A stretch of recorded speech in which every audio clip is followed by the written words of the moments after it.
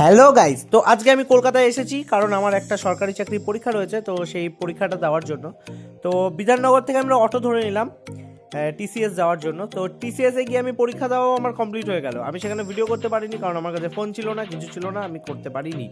তারপর সেখান থেকে আমরা ঘুরতে যাব দেখে সেক্টর 5 থেকে আমরা মেট্রো ধরার জন্য টিকিট কেটে নিলাম।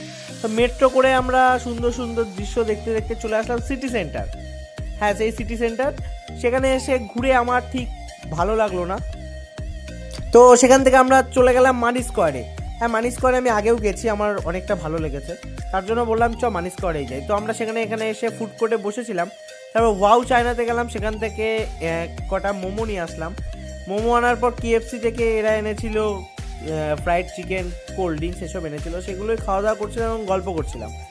তারপরে তারপর আমরা মলটা একটু ঘুরে দেখলাম। ঘুরে দেখার পর তারপরে আমরা বাড়ির দিকে রওনা দিলাম। আজকের ভিডিওটা এই